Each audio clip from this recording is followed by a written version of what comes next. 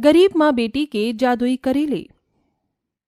सरिता अपने सर पर करेले की टोकरी लेकर एक हाथ से टोकरी पकड़ते हुए और दूसरे हाथ से अपनी बेटी सलोनी का हाथ पकड़ती है और पूरे गांव की गलियों में जोर जोर से आवाज लगाते हुए कहती है, करेले ले लो, करेले, ताजा ताजा करेले, हरे हरे करेले, करेले ले लो, करेले। सरिता भरी दोपहरी में अपने सर पर करेलों का बोझ लेकर बेच रही थी। साथ में उसकी बेटी सलोनी भी पसीने से तर-तर थी। तभी एक औरत उसे आवाज लगाकर अपने पास बुलाती है। अरे ओ करेले वाली, जरा यहाँ तो आओ। कैसे दे रही हो करेले? दिखने में तो काफी हरे भरे, कड़वे तो नहीं है? ओहो बहन जी, करेले तो कड़वे होते ही हैं, लेकिन आपके बनाने के तरीके के ऊपर भी निर्भर करता है। मैं तो कहती हूँ खरीद लो और नमक लगाकर धूप में सुखा देना। उसके बाद जो ये दमदार बनेंगे, सब उंगलियां चाटते रह जाएंगे। सही कहा, चलो तो फिर 1 किलो करेले मुझे भी दे दो। महिमा 1 किलो करेले ले लेती है। उसके लेते ही वहाँ 2-3 औरतें और आ जाती हैं, जिसके बाद सरिता भी करेले बेचकर आगे की तरफ निकल जाती है। कुछ दूरी पर चलने के बाद एक बड़ा सा पेड़ होता है, जहाँ सलोनी अपनी माँ से कहती है, माँ मुझे बहुत जोरों से प्यास लगी है और भूख भी लगी है और मैं धूप में चलते हुए थक गई हूँ। सलोनी के ऐसा कहने पर सरिता अपने सर से करेले की टोकरी पेड़ के नीचे रखती है और वहीं पेड़ की छांव में अपनी बेटी के साथ बैठ जाती है। जिसके बाद वो अपनी छोटी सी पोटली में से खाना निकालती है और अपनी बेटी को खिलाने लगती है। बिटिया खा ले खाना। अगर तेरा बाप थोड़ा सही होता तो आज हमें ये दिन ना देखने पड़ते। पता नहीं, कहीं ना कहीं तेरा बाप पी कर पड़ा ही होगा। माँ आप ऐसा क्यों कहती हो? क्या पिताजी हमसे प्यार नहीं करते? अरे बिटिया, अगर तेरे पिताजी हम दोनों से प्यार करते तो क्या लगता है कि हम यहाँ दर दर की ठोकरें खाकर इन करेले को बेच रहे होते? वो तो शुक्र है कि मैंने अपने घर के आंगन में ये करेले उगा दिए थे, वरना पता नहीं आज हमारा क्या होता। अपनी बेटी सलोनी को खाना खिलाने के बाद थोड़ा सा खाना सरिता भी खा लेती है, जिसके बाद वो थोड़ी देर वहाँ आराम करते हैं और शाम की छांव आते ही वो फिर से करेले बेचने सब्जी मंडी पहुँच जाते हैं, जहाँ कुछ और पैसे सरिता कमा लेती है। जिसके बाद वो अपनी बेटी के साथ खाली टोकरी लेकर घर आ जाती है। चलो इतने पैसे तो मिल ही गए कि अब मैं इन पैसों से हम दोनों के लिए और तेरे उस नशेड़ी बाप के लिए खाना बना ही दूंगी। सरिता इतना कह ही रही थी कि तभी वहाँ प्रमोद शराब के नशे में घर आ जाता है। अरे झूम बराबर झूम शराबी, झूम बराबर झूम, ओए झूम बराबर झूम शराबी, झूम बराबर झूम। बस यही तो रह गया था देखना। देखा तुमने, आ गया तुम्हारा बेवड़ा बाप, वो भी पूरे शराब के नशे में। अरे ओ सरिता, तू कितनी प्यारी है रे, तू तो मेरी रसमलाई है। अरे तेरी जितनी मिठास किसी के मुंह में नहीं। अपनी चिकनी चुपड़ी बातें अपने पास ही रखो, और क्या चाहिए तुझे बस इतना बता दो। देखा, इतनी समझदार है तू, मेरे बिना कहे समझ गई कि मुझे क्या चाहिए। अरे और क्या चाहिए होगा ये? देख, मेरी बाटली खत्म हो गई है, मुझे अपनी बाटली भी खरीदने के लिए पैसे चाहिए। थोड़ी भी लाज शर्म है या नहीं? तुम्हारी बेटी का स्कूल से नाम काट दिया गया, हमारे घर में खाने का एक दाना तक नहीं, और तुम्हें तो अपनी शराब से ही फुर्सत नहीं मिलती। जो मैं पैसा कमाती हूँ मुझसे वो भी मांग लेते हो। सरिता मेरी प्यारी बीवी, तू नाराज क्यों होती है? मैं कल ही मालिक से पैसे लेकर आऊंगा, तुझे जितना राशन डलवाना है डलवा लियो। देखो आज मेरे पास कोई पैसे नहीं है, थोड़े से पैसे हैं, उनसे मुझे राशन लेकर आना है। प्रमोद सरिता से कई बार पैसे मांगता है, लेकिन सरिता उसे पैसे नहीं देती, जिसके चलते प्रमोद को गुस्सा आता है और वो सरिता से जबरदस्ती पैसे छीन लेता है, जिसके चलते वो उसके मुंह पर एक जोरदार तमाचा भी मार देता है। अरे जब सीधी उंगली से घी नहीं निकले तो टेढ़ी उंगली करनी भी जानता हूँ। ये बेवड़ा पति है तेरा, बेवड़ा पति। ये कहकर प्रमोद वहाँ से चला जाता है। ये सब देखकर सलोनी को बहुत दुख होता है। माँ पिताजी बिल्कुल भी अच्छे इंसान नहीं है, चलो यहाँ से कहीं दूर चलते हैं। कहाँ जाएगी बिटिया, भागने वालों के लिए जमीन भी कम पड़ जाती है, मुझे कहीं नहीं जाना। मैं यहीं रहकर तेरा और अपना पेट पालूंगी। ऐसा कहने के बाद सरिता रसोई में जाती है। जो भी बचा कुचा होता है वो उसी को बनाकर अपनी बेटी को खिला देती है और उसे सुला देती है, जिसके बाद वो रात भर अपने आंगन में करेले की खेती करते करते वहीं सो जाती है। आधी रात के समय उस करेले की खेती के अंदर से सरिता की स्वर्गीय माँ निकलकर बाहर आती है और अपनी बेटी की दुर्दशा देखकर रोने लगती है। कितना समझाया था मैंने अपनी बेटी को कि इस आदमी के साथ तेरा कोई गुजारा नहीं, लेकिन इसने मेरी एक नहीं सुनी। लेकिन अब मैं इसे और दुख में नहीं देख सकती, मुझे इसके लिए कुछ न कुछ करना ही चाहिए। सरिता की स्वर्गीय माँ अपनी जादुई शक्तियों से करेले की खेती को जादुई खेती बना देती है और वहाँ से गायब हो जाती है। अगले दिन जैसे ही सवेरा होता है, सरिता की आंख खुलती है। ओहो, लगता है कि मेरी आंख रात को यही काम करते करते लग गई। तभी सरिता की नजर करेले की खेती पर पड़ती है। अरे ये क्या, कल तो इस खेत में एक भी करेला नहीं था, अब अचानक से इतने सारे करेले कहाँ से आए। चलो जो भी है, लगता है ये सब मेरी मेहनत का ही नतीजा है। अब इन करेलों को टोकरी में भरकर ले लेती हूँ ताकि इन्हें बेच सकूं। सरिता उनमें से 2-3 करेले तोड़कर टोकरी में डालती है। तभी उसी जगह पर नए करेले उगाते हैं, जिसे देखकर सरिता अचंभित रह जाती है। ये क्या, यहाँ से मैंने अभी करेले तोड़े ही थे, फिर ये करेले कैसे उगाए? कुछ समझ नहीं आ रहा, ये सब क्या हो रहा है। सरिता दोबारा दूसरी जगह से करेले तोड़ती है। फिर से उस जगह पर अपने आप करेले उग जाते हैं। अरे वाह, ये तो सच में जादुई करेले की खेती है। सरिता ये देखकर बहुत खुश होती है, जिसके बाद वो अपनी जादुई करेले खेती से तोड़कर अपनी टोकरी में भर लेती है और अपनी बेटी को जगाकर कहती है, अरे बेटी देखो कितने सारे करेले मुझे मेरे आंगन से मिले। मैं जितने तोड़ती जा रही हूँ उतने ही वहाँ उगते जा रहे हैं। ये तो चमत्कार हो गया। सरिता की बात सुनते ही सलोनी नींद से जाग जाती है, जिसके बाद दोनों माँ बेटी उन करेलों को बाजार में ले जाकर बहुत ही सस्ते दामों पर बेचती हैं, जिसके चलते उनके सारे करेले बिक जाते हैं और उनके पास खूब सारा पैसा आ जाता है।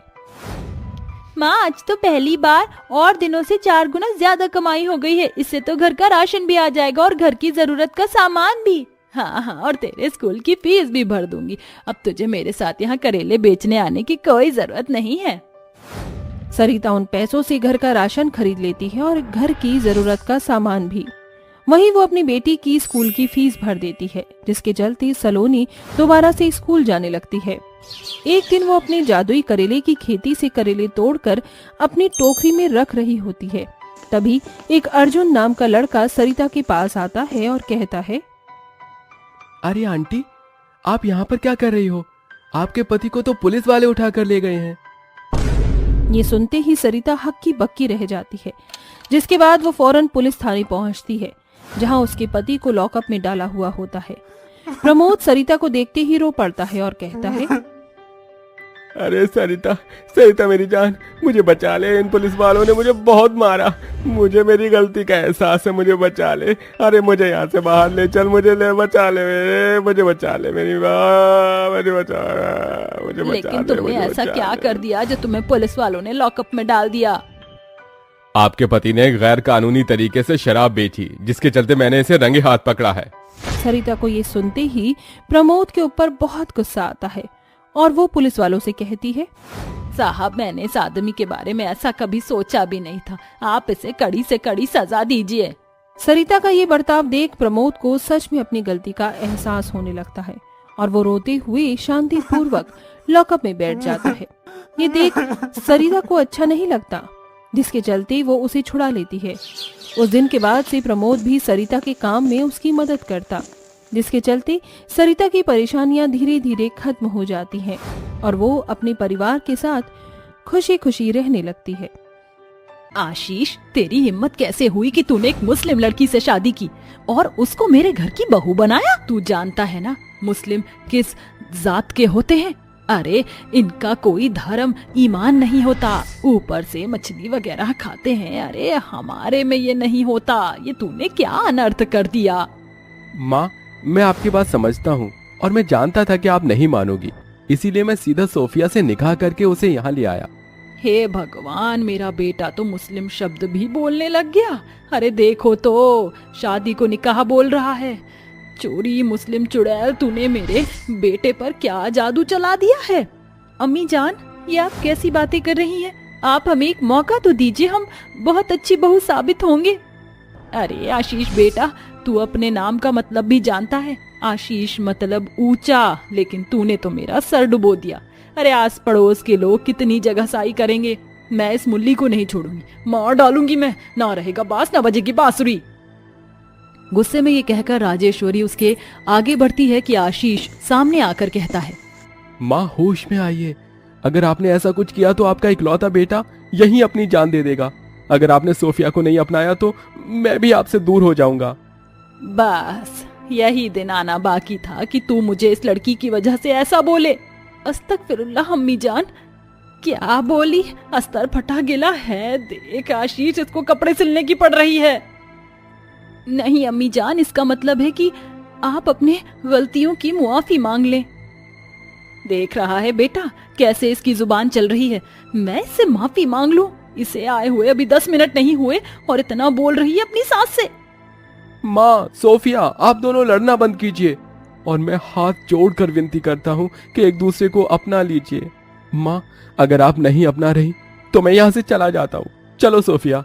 ऐसा कहकर आशीष सोफिया का हाथ पकड़ दरवाजे से बाहर जाता ही है कि राजेश्वरी अपने दिल पर बड़ा सा पत्थर रखकर उसे कहती है, तुम दोनों को कहीं जाने की जरूरत नहीं है, यहीं रहो। मैं नहीं चाहती मेरा बेटा दूर हो जाए मुझसे। माँ, आप सोफिया को एक मौका तो देंगी ना? हाँ हाँ दे दूंगी, पर मैं गृह प्रवेश नहीं करूंगी इस लड़की का। काफी बहसबाजी के बाद राजेश्वरी उन दोनों को अंदर आने को कहती है। अगले दिन सुबह जल्दी उठकर साफ सफाई कर सोफिया 5 बजे अल्लाह को याद करते हुए नमाज पढ़ती है और घर की लाइट जली हुई देखकर राजेश्वरी उसके कमरे की ओर आती है, जहाँ उसे घुटनों के बल नमाज पढ़ता देख वो कहती है, शिव शिव शिव शिव शिव, अब तो रोज मुझे इस मुस्लिम लड़की का चेहरा ऐसे देखना पड़ेगा। रोज नमाज पढ़ेगी, पता नहीं मेरी रसोई में जाकर कहीं मांसाहारी खाना ना बनाने लग जाए। उससे पहले मैं ही इसे समझा दूंगी।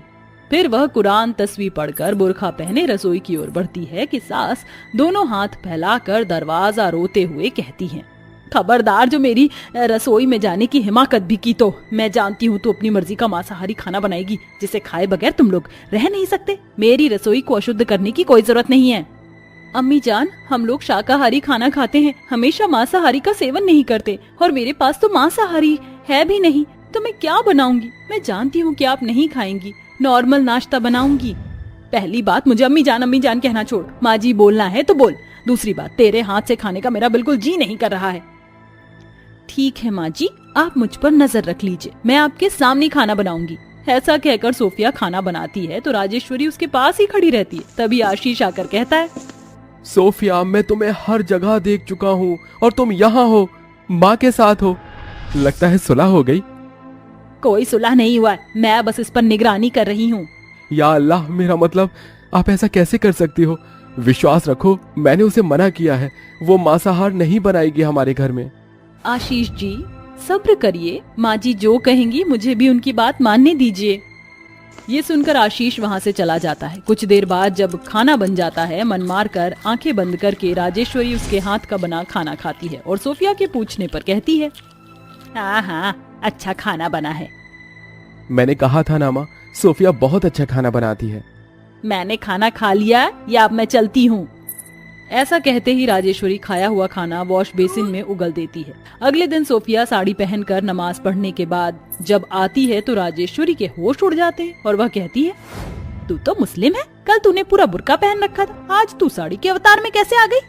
वो क्या है ना अम्मी जान, मेरा मतलब माँ जी, कल जुम्मा था इसलिए मैंने बुर्का पहना था, वरना रोज तो मैं साड़ी ही पहनूंगी। आपकी घर की बहू हूँ तो वो तौर तरीके भी तो अपना पाऊंगी। अच्छा ऐसा भी है क्या? ये सुनकर वो माला पिरोकर कान्हा जी की पूजा करती है, फिर तुलसी में जल चढ़ाती है, उसके बाद खाना बनाती है। धीरे धीरे मुस्लिम बहू घर के सारे काम को अच्छे से करने लगती है। राजेश्वरी को ये सब अच्छा लगता है, पर वह अपनी जुबान से अपनी बहू की तारीफ करना नहीं चाहती थी। वक्त गुजरता है, ऐसे ही एक दिन बहू सफेद साड़ी पहनती है तो गुस्से से राजेश्वरी कहती है, बहू ये तूने क्या पहना है, शर्म नहीं आती? तुझे पता भी है सफेद साड़ी का क्या मतलब होता है? ये साड़ी विधवा औरत पहनती है, दोबारा से इसे पहनने की जरूरत नहीं है। मेरे बेटे की उम्र घटाएगी क्या? माँ जी, मुझे माफ कीजिएगा, मैं जानती नहीं थी कि हिंदू समाज में सफेद रंग का ये मतलब है। बल्कि हमारे समाज में तो सफेद रंग का मतलब शांति का प्रतीक है। इसका मतलब ये है कि अल्लाह के सामने कंगाल हो या राजा, वो सब एक समान होते हैं। तुम्हारे मुस्लिम समाज में तो पता नहीं उल्टी चीजों का क्या मतलब निकाल रखा है। औरतों को सफेद कपड़ों में लपेट कर रखते हैं, सिर्फ आंखें दिखती हैं, चाहे दम क्यों ना घुट जाए। माँ जी, आप कुछ भी बिना जाने मत कहिए। बुर्का पहनने का ये मतलब है कि उस औरत का नूर सिर्फ उसका शौहर पति देख सकता है, कोई और नहीं। और इससे तो धूल मिट्टी धूप से भी बचाव होता है। रही बात दम घुटने की, तो ऐसा कुछ नहीं होता। जबकि आपके हिंदू धर्म में औरतें साड़ी भी पहनती हैं, तो उनका कमर, बाजू, हाथ सब दिखते हैं ना, तो इससे बचाव होता है और ना ही अच्छा लगता है।